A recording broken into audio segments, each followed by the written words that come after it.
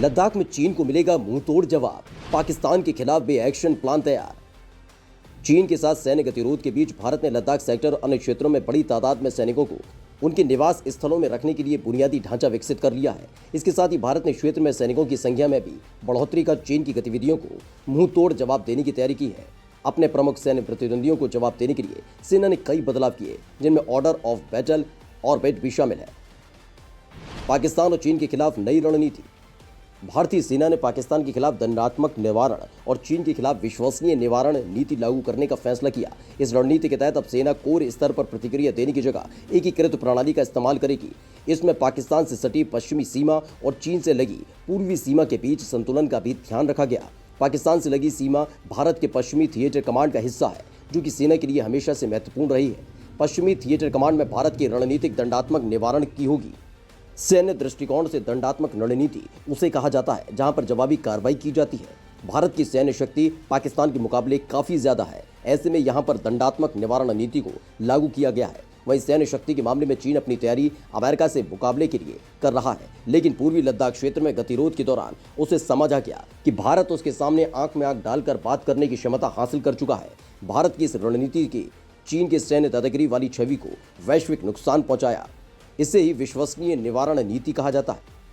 दोगुने सैनिकों के लिए बुनियादी ढांचा तैयार।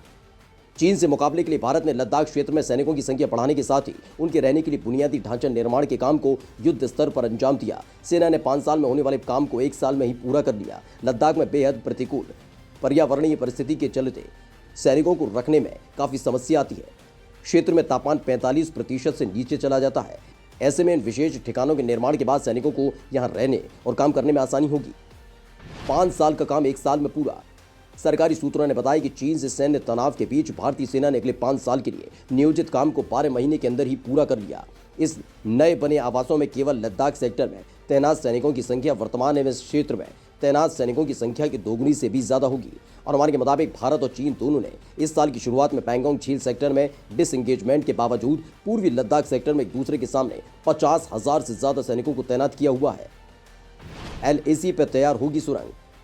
कोर ऑफ इंजीनियर्स अभी भी LAC पर काम में लगे हुए हैं, ताकि जरूरत पड़ने पर सैनिकों के संचालन और अतिरिक्त बलों को यहां पर रखने के लिए संरचना खड़ी की जा सके।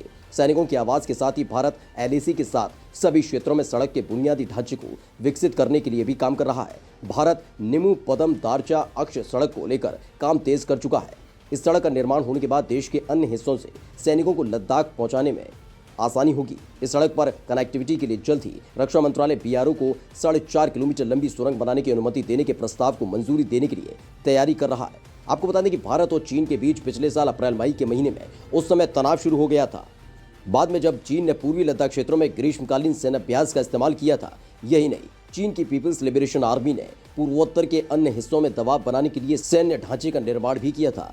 तनातनी उस समय चरम पर पहुंच गई थी जब गलवान घाटी में दोनों देशों के सैनिक एक दूसरे से भिड़ गए थे, जिसमें दोनों पक्षों के सैनिक हताहत हुए थे। इस साल फरवरी में दोनों देशों के बीच पैंगोंग झील क्षेत्र में डिसएंगेजमेंट होने के बाद संबंधों में तनाव में थोड़ी नरमी आई थी, लेकिन उसके बाद से कोई सुधार नहीं हुआ है।